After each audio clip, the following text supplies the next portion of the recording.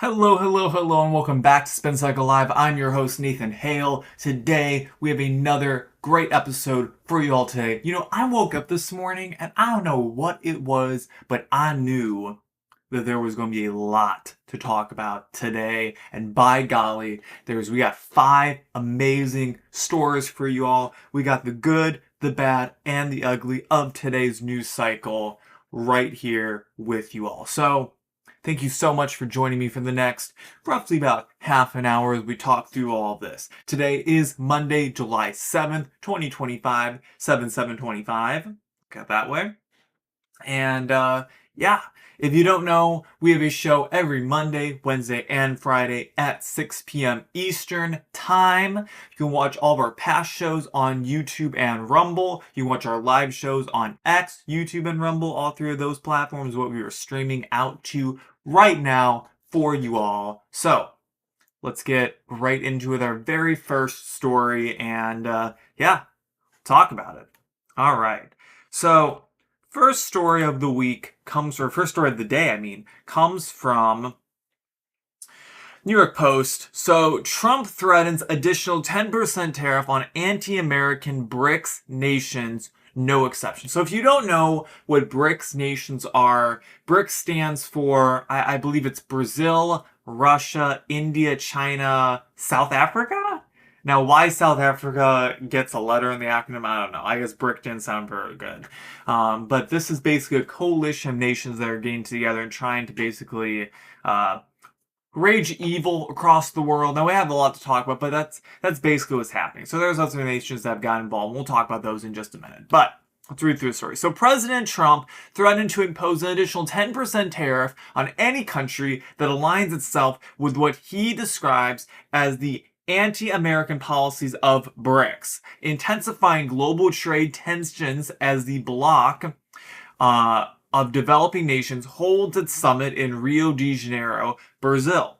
Quote, any country aligning themselves with the anti-American policies of BRICS will be charged an additional 10% tariff. There will be no exceptions to this policy, Trump wrote Sunday evening on Truth Social. Trump did not elaborate on which specific policies of BRICS, whose original members included Brazil, Russia, India, and China, he considered anti-American. The bloc, formed in 2009, later added South Africa, and last year included Egypt, Ethiopia, Indonesia, Iran, Saudi Arabia, and the United Arab Emirates as members. In December, Trump threatened 100% tariffs on BRICS if member nations decide to issue their own currency, a move aimed at potentially undermining the US dollar. His comments Sunday came shortly after BRICS leaders issued a joint statement appearing to criticize Trump's protectionism trade policies. Without naming the U.S. directly, the statement expressed serious concerns about the rise of unilateral tariff and non-tariff measures which distort trade and are inconsistent with WTO rules, warning that, quote, the proliferation of trade restrictive actions could disrupt the global economy and exacerbate existing inequalities. The bloc further warned against unjustified unilateral protectionism measures, including the discrimination increase of reciprocal tariffs. So, let's talk about this a little bit. So, a couple of things. Number one, why India is involved in this organization is honestly kind of beyond me. We're pretty good allies with India, as far as I know. So, why they're involved is beyond me. This whole trade organization apparently is founded in 2009. I think, I've heard of it, semi-regularly, but this is the first time I feel like it's really making major news. The first time I think we've actually covered on this show. I'm not convinced that this trade organization is going to withstand long term. Organizations like this tend to fall, especially when you put a lot of really power-hungry people in a room, such as the Saudis, such as the Russians, such as the Chinese. Also, calling these countries developing countries, China is not a developing country. Russia is not a developing country. Maybe India and South Africa you could consider developing countries, but certainly not Russia and India. Or Russia and China. They are definitely not developed. They're very modernized in the way that they're functioning. So I don't have an issue with this. I've been critical of the Trump tariffs somewhat regularly, but frankly, we don't do a whole lot of trade with Russia, with South Africa, with Egypt, with Ethiopia, with a lot of these smaller countries. The really only two that are really going to be impacted here are going to be China. China is the main country in BRICS that we do trade with. I mean, uh, Brazil, not even really, as we're being honest. So I don't have an issue with this. I think putting a little bit of heat and pressure on them is a good thing. And yeah, any time you have Russia and China in a room together, it's not going to turn out good for anyone. So yeah, I'm all for this. All right, let's move on to our next story. So this comes from Breitbart News. So report, DOJ, FBI claim Jeffrey Epstein committed suicide, no evidence of client list. So the Department of Justice and the Federal Bureau of Investigation claimed there was no evidence that there was a client list belonging to convicted sex criminal Jeffrey Epstein, and that investigation found Epstein had, quote, committed suicide. In a memo obtained by Axios, the FBI and DOJ explained that they had conducted an exhaustive review of investigative holdings relating to Jeffrey Epstein. Quote, to ensure that the review was thorough, the FBI conducted digital searches of its databases, hard drives, and network drives, as well as physical searches of squad areas, locked cabinets, desks, closets, and other areas where responsive material may have been stored, the memo obtained by Axios says. The memo obtained by Axios continued, quote, this systematic review revealed no incriminating client list. There was also no credible evidence found that Epstein blackmailed prominent individuals as part of his actions. We did not uncover evidence that could predicate an investigation against uncharged third parties. Consistent with prior disclosures, this review confirms that Epstein harmed over 1,000 victims. The memo added, quote, each suffered unique trauma. Sensitive information relating to these victims is intertwined throughout the materials. This includes specific details such as victim names and likenesses, physical descriptions, places of birth, associations, and unemployment history. The memo continued to add that, quote, after a thorough investigation, FBI investigators concluded that Jeffrey Epstein committed suicide in his cell at the Metropolitan Correction Center in New York City on August 10, 2019. So here's my question for all of you. Do you believe this? I'm not sure I do. I'm not entirely convinced that this is completely legitimate in any way, shape, or form. I'm more inclined to believe this is true coming from a Trump administration official than a Biden administration official, but that's frankly beside the point here. The DOJ and FBI eroded an enormous amount of trust in the American public, especially people like me, when they went and did the absolute crime of handing out the Epstein files, completely redacted with no new information, to all these major influencers before they just released it to the freaking public, right? Had they been super transparent this entire time and not done actions like that, and it didn't take until, let's see, July 7th to get an actual conclusion out there, maybe we'd be more inclined to believe this. But I'm not entirely convinced that this is legit. And even if those had been done, I'm not entirely certain I still would have believed it. Because frankly, when it comes down to it, the fact that you're trying to tell all of us that this guy, this massive criminal, this humongous narcissist, and by the way, one thing we know about narcissists, they wrote everything down, did not write down anywhere the people that were coming to his island, that we don't have flight logs of who were on the airplanes that flew in, that we don't have any sort of evidence as to the people who were there on his island partaking in these activities that he was up to, I think is completely ridiculous. You know, if you're going to if you're going to do the whole we don't want to release the client list thing, at least say that's because you don't want to release people's names who are on there. For privacy reasons, at least say something like that. Don't go so far as say, oh, we did a whole conclusive evidence and we didn't find any sort of information that had to do with his client list. So I, I don't know. I don't know if I believe it or not. And I mean, I'm interested to hear what some other people have to say about this. Tweet at me. Let me know what you think about it. I'd love to hear. So if you believe this is legit or not, I'm not sure if I do. I'm also not entirely convinced that this guy could have hung himself, because I believe he did. I think that was how he killed himself in his cell. I know they released the whole footage of in front of his cell, 10 hours of it apparently, while he was in there, but like, I don't know if I believe that that's legit either. So, I don't know. I think when it really comes down to it, we just have to cope and realize that we will never know the true Epstein information until long after it's overdue. I think several people are going to have to be dead before we actually potentially hear about anything. Including people like Donald Trump, frankly. And I know that I'm convinced that he did not have any wrongdoing in the matter, but I'm not entirely convinced that he wasn't there.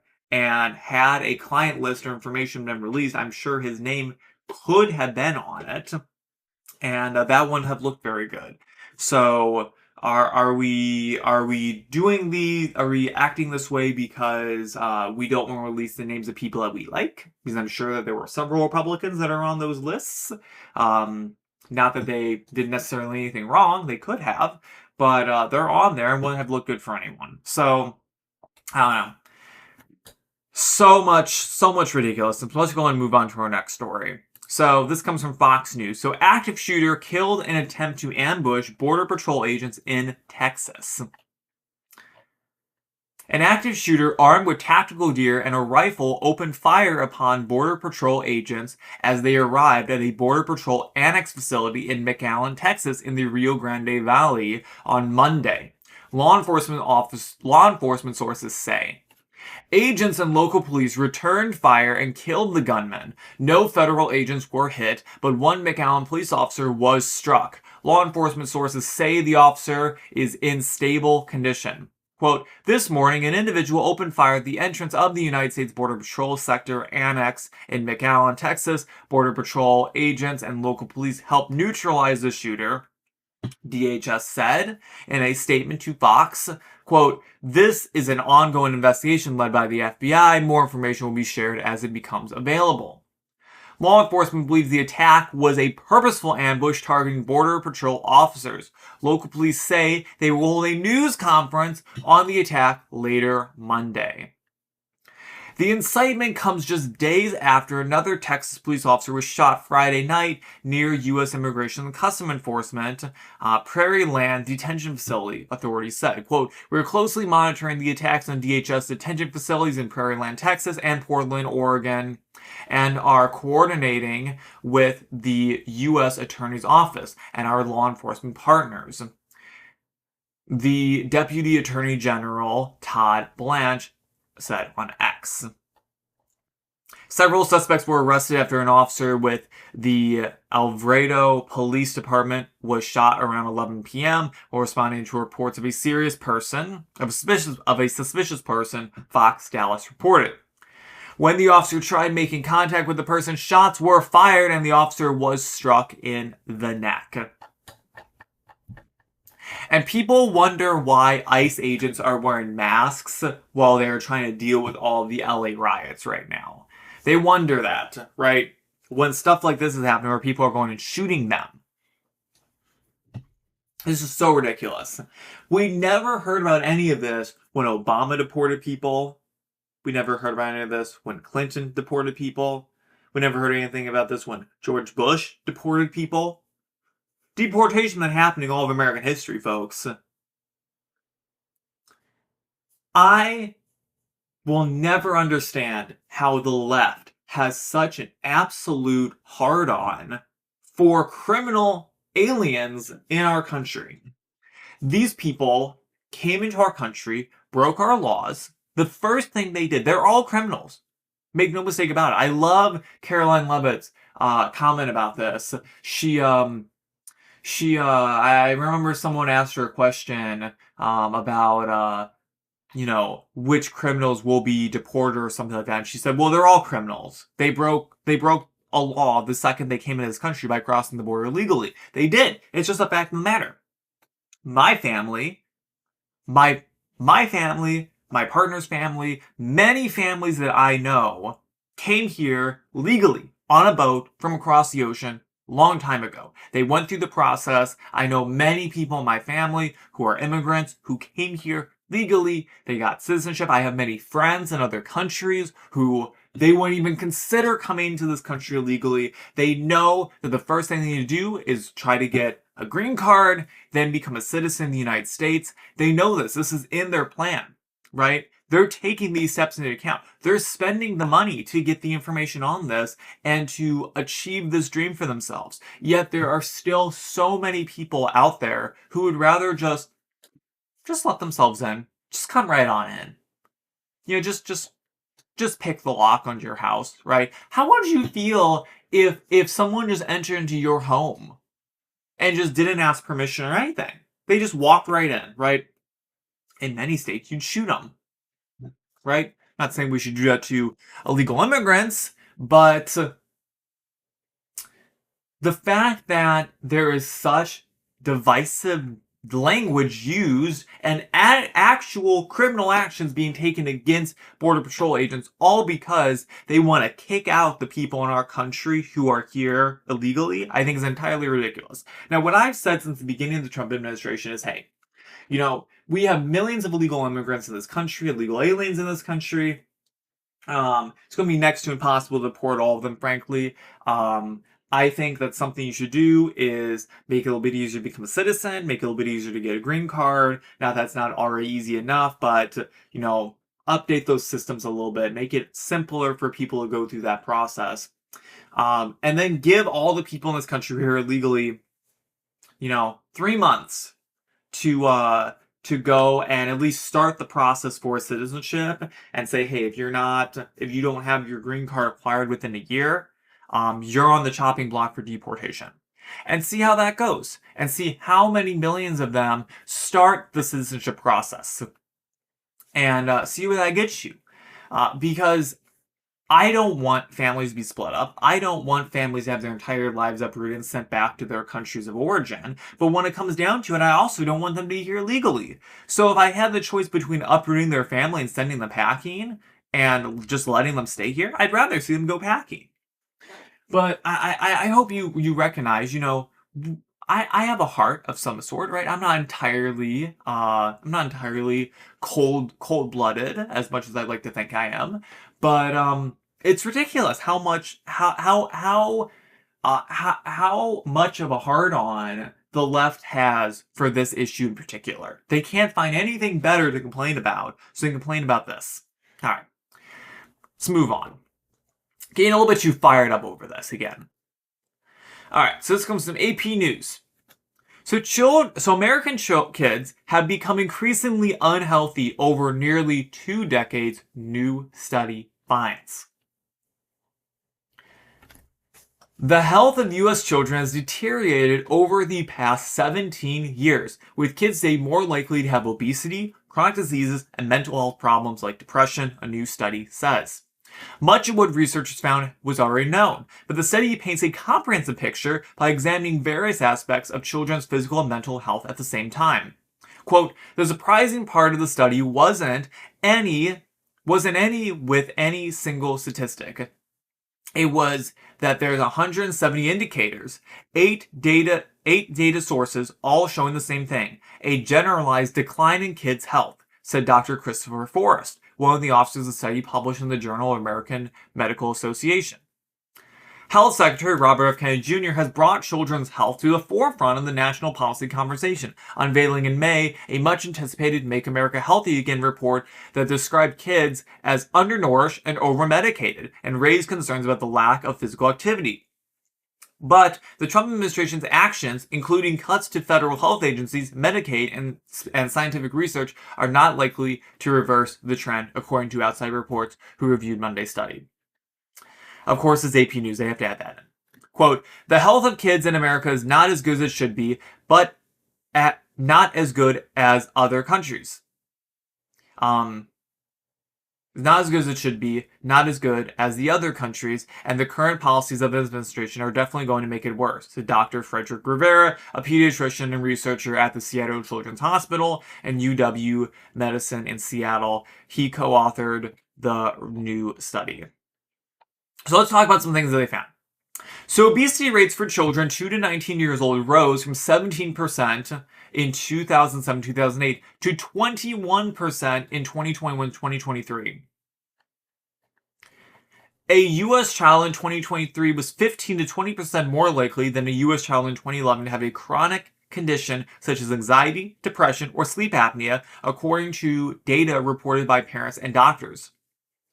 Annual prevalence rates of 97 chronic diseases reported by doctors rose from about 40% in 2011 to about 46% in 2023. Early onset of menstruation, trouble sleeping, limitations in activity, physical symptoms, depressive symptoms, and loneliness also increased among American kids during the study period. American children are about 1.8 times more likely to die than kids in other high-income countries from 2007 to 2022. Being born premature and sudden unexpected death were much higher among U.S. infants, and firearm-related incidents and motor vehicle crashes were much more common among 1 to 19-year-old American kids than among those the same age in other countries examined. The research points to bigger problems with Americans' health, said Forrest, who's a pediatrician at the Children's Hospital of Philadelphia. Quote, kids are the canaries in the coal mine, he said. When kids' health changes, it's because they're at increased vulnerability, and it reflects what's happening in society at large. So, I think that this is an interesting report. I'm not entirely convinced with what the rest of this article says, where the things that the Trump administration doing are in one way or another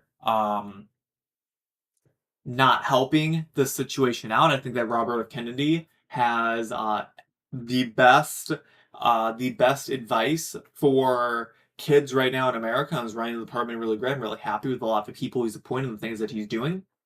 I'll be interested to see his MAHA report when it comes out. But what the left cannot comprehend is that the increase in government spending is not going to alleviate health issues in America.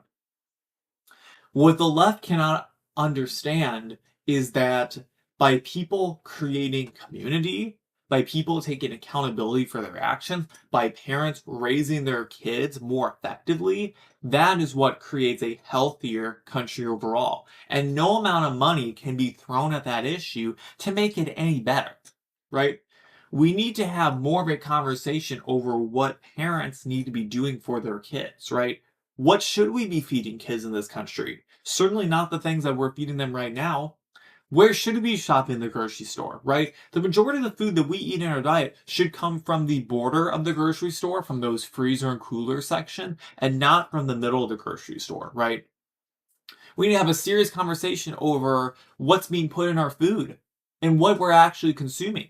Because so much of the food that we are eating is packed with preservatives, with shelf stabilizers, with artificial dyes and colors, with chemicals used in the farming process. For example, 95% of soy in the United States is farmed with glyphosate. Glyphosate is a chemical developed by Monsanto that has been linked to cancer, and that Monsanto has paid out a ton of money to settle cases against people who are claiming injuries from glyphosate, right? And 95% of soy products use glyphosate in the farming process, right? And soy is in so many different things. Go into your pantry like that right now. Look how much of your stuff that you're eating contains soy, right? That's just soy alone, let alone a whole bunch of other things that we know are bad for us in one way or another, right? So we need to have a serious conversation with the foods that we're eating, the foods that we're putting in our body, and how that reflects the rest of us. I think that so many of us have this perspective that the food that we eat simply just gives us energy and that's the end of it, right? Versus the food that we eat has so many effects on the rest of our body. The food that we eat has to do with our mental health. The food that we eat has to do with our physical health, with the way that we look, with the way that we feel. So if you're not already eating better, this is your sign to go and start eating better. But that's all I'm saying about that. But this is great. I think that another thing that was brought up was physical activity in it. More kids need to get out and start being more active. We have to have a little bit more free range parenting in this country where we let kids go and play outside until the street lights come on. That was how I was raised when I was younger. We lived in a pretty middle class suburb that was fairly safe, and I was allowed to play outside with all the other neighborhood kids until the streetlights came on. Streetlights come on, time to come inside, right? So there's so many things that we need to be doing, but the left cannot comprehend that does not include money. That includes parents actually doing things that are better in their kids, right? You can't just throw money at obesity research. We know why people are obese in America. This is not a big mystery as to why people are getting fat. We know why people are getting fat. We don't need more research telling us why we're getting fat. We need people actually taking action and eating better. We need our government officials to start coming down with an iron fist and saying, no, we're not allowing these food companies to put this in our food, or that in our food, or this in our food, right? So I think it's great what Robert Kennedy's already done, right? We have companies where we've had artificial dyes eliminated in a lot of our foods going forward. A lot of companies are dedicated to removing things like that from their foods. But that's just one step. That's just one thing that's affecting us. There's so many different things I can list off that are in our foods that we should not be eating. But I digress. Let's go move on to our last story of the week, and then we'll wrap up this show. All right, let's talk about Elon Musk. This is what I'm most excited to talk about. So Elon Musk officially announces new political party after fallout with Trump. Elon Musk on Saturday evening officially announced the creation of a new political party, which he called the American Party. Musk has been at odds with President Donald Trump over the One Big Beautiful Bill, which was signed into law on Friday. He has taken to the term uniparty to describe both Republicans and Democrats, claiming that neither party is willing to deal with spending. Quote, by a factor of 2-1, you want a new political party and you shall have it, Musk said on X, referring to a poll the billionaire posted on Friday. Quote, when it comes to bankrupting our country with waste and grift, we live in a one-party system, not a democracy, he added. Today, the American Party is formed to give you back your freedom. Musk suggested the new party will focus on reducing debt and regulation. It will promote, quote, responsible spending only, free speech, and the modernization of the U.S. military, among other political issues. So Tyler Palmer posted, is this the American Party platform, ?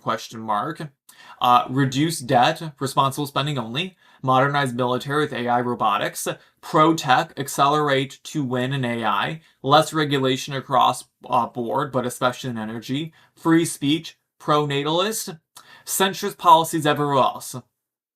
Elon Musk commented, yeah, sounds great. So on Friday, Musk seemed to outline his targeted strategy with the new party. He said it would make sense to focus on 2 or 3 Senate seats and 8 to 10 House districts to effectively swing votes in Congress. Quote, one way to execute on this would be to lesser focus on just 2 or 3 Senate seats and 8 to 10 House districts, Musk wrote. Given the razor-thin legislative margins, that would be enough to serve as the deciding vote on contentious laws, ensuring that they serve the true will of the people. So this is really interesting to me. So I have a few things to say. So let's start from the top. America and its two-party system. So the founders of the United States set up a party system to ensure the idea that parties would change and adapt over time, which is what we've seen until relatively recently. We've seen a lot of change and adaptation. But when it really comes down to it, we haven't seen actually that much reform happen. We've seen change, but not reform. What do I mean by that? What I mean is, Republicans, a lot of Republicans talk about how they don't like omnibus bills, for example, right? The one big beautiful bill, that's an omnibus bill. Okay? A lot of Republicans talk about how they don't want to raise the debt ceiling. They want to be fiscally responsible. The one big beautiful bill has raised the debt limit, right? But what have they actually done about it? Not really all that much. And what happens when they actually try to do something about it, like Thomas Messi does? He gets ridiculed by the president. So there hasn't really been any reform in these parties all that much. It's gotten a little bit better with a few politicians that are a little bit better wanting to cause reform, but not really that much, right? Term limits have been a big issue for a lot of Republicans too. Where is the term limit legislation coming from? We have full control of the House and the Senate. Where is term limit regulation coming in? Just saying. Where are age limits coming in? Where's all that at, right? We've had this huge discussion over how important this is going to be in our country. Where is it? Going back to what the founders wanted. So they wanted parties that were changing the DAP based on the times. And we have seen that. We have seen parties changing the DAP over time until recently, like I said. But why isn't there massive reform? Well, when it comes down to it, massive reform causes pulling teeth, for example, right? So one of the things I think is very contentious right now is that politicians should not have any individual stocks. That's what a lot of Republicans have brought that to term, especially people like Nancy Pelosi who are trading as soon as they come out of the committee hearing. But what are they about? Really nothing. So why is that? Well, it's because if they do things like that, then they're limiting the money they're bringing in, right? They're limiting the amount of money that they can make in the stock market. If they put term limits on, they're limiting how long they can have a job for, right? Versus they would rather just have a cushy job in Washington where they go back to the district, talk about all the great things they've done, and just go about it. Omnibus bills, right? This omnibus bills, I think, are so corrupt. I'll tell you why.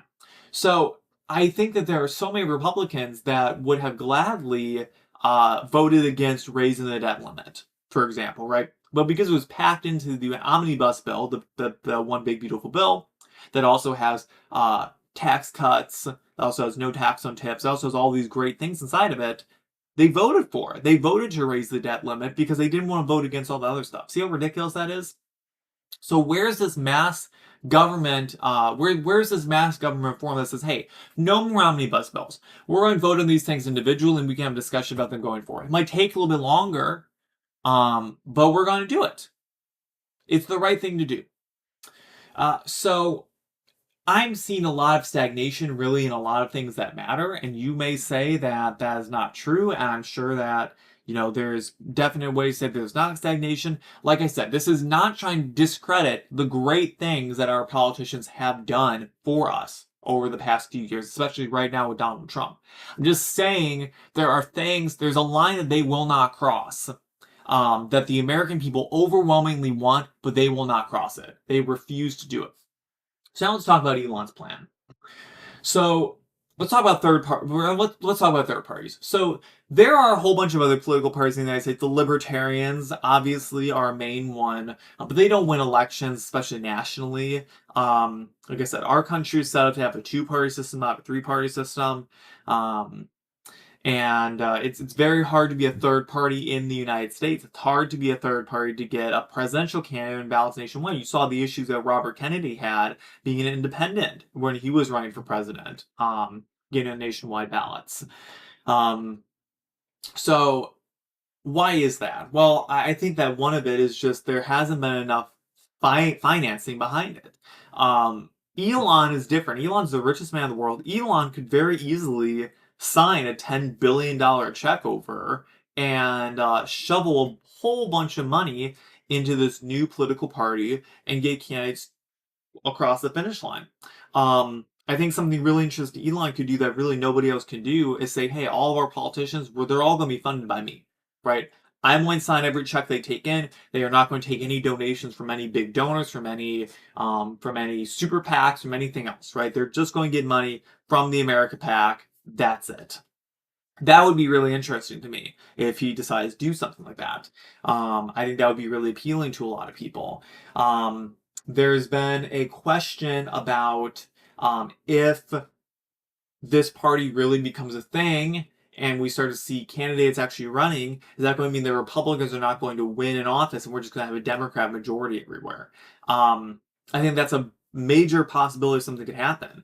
But frankly, I think that Republicans need to have a little kick in the butt to to get into gear and actually execute on some of these things the American people actually want to see. Get across that line they're not willing to cross right now. And I think this could very well do it.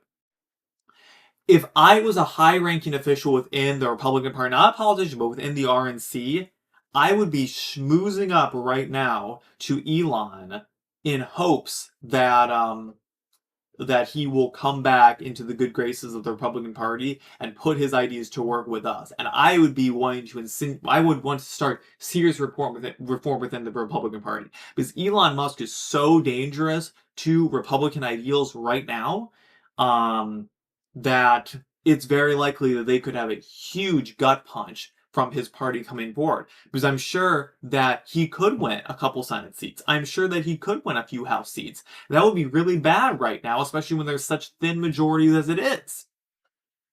So as I said, if you're a high-ranking official in the government within the Republican Party, you should be smoozing up to Elon right now and working with him to figure out how they're going to adjust their platform. But I feel as if it's too late. I don't know if Elon will do that anymore. I think that he might be set on doing his own thing.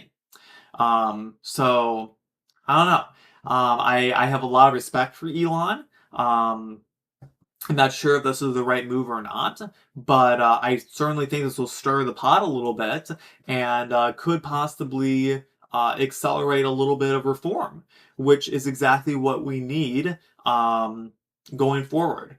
And obviously, this is not going to have any real impact until 2026, but it's likely that Republicans are going to lose in 2026 as it is, as we're looking at already, especially in the House. So I'm not convinced that they've done enough at this point to secure that win in the midterms.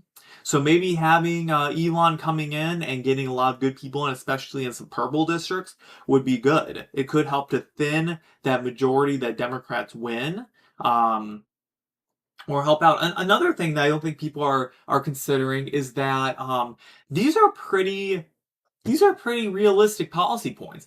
I don't think that we as Americans or we as conservatives have enough of a perspective how many moderate Democrats are out there, right?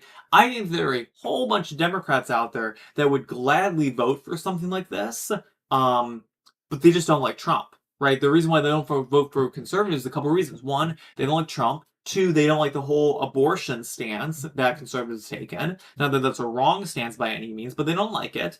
A few other things. But, we as Americans can agree on about 80% of the issues. And I think the 80% of the issues that we can all agree on is pretty much what they laid out right here. This is pretty realistic, especially if they stay centrist everywhere else, like this post is saying. That'll be really big, right? If they take a centrist stand on marriage equality, if they take a centrist stand on abortion policy, if I was Elon running the American Party, I would not even touch on any of that. I would stay laser focused on debt reduction, military improvements, pro-tech, less regulation, free speech. I would be hyper focused on that and not even bring up all the other issues. It's not even worth it. But we'll see what happens. We'll see how this goes. That's about all I have to say about all of that. Thank you so much for joining our show today. It was great to be here with you all. We'll be back in the normal studio very shortly. Bear with us a little bit longer with that. And we'll have so much more to talk about. I'm excited to see where this goes. Not that I would vote for the American Party necessarily, but I'm excited to see what comes from it. And where this all goes is very interesting. This is the first time in American history, at least in modern American history, that someone of Elon's caliber and financial background is funding a political party that could actually be super dangerous to all the other parties out there, right? Like I said, there's so many other parties out there. Libertarians, for example, libertarians aren't super dangerous to anyone for the most part. They're a little bit dangerous to Republicans, but they only brought in a couple percent of the vote over the past few elections. They're just enough that in some of the swing states they can cut down that margin a little bit, but Trump still won, right? It'll be interesting to see what this looks like going forward. So with that, make sure you're following me on X, Instagram, YouTube, Rumble, Twitter, TikTok, all the platforms at Homo18. You can follow the show at The Spin Cycle on Rumble and on X. Be on the lookout for all our new episodes that come out Monday, Wednesday, Friday at 6 p.m. Eastern Time. And yeah, tweet at me. Tell me what you think. Leave me some comments. Send me some messages. I'd love to hear your thoughts on all this, especially the Epstein files, what we talked about earlier. If you missed the Epstein, you go back and watch it on YouTube and Rumble. And I'll see you all on Wednesday. So with that, I've been Nathan Hale. This has been Spin Cycle Live. Peace out. Bye.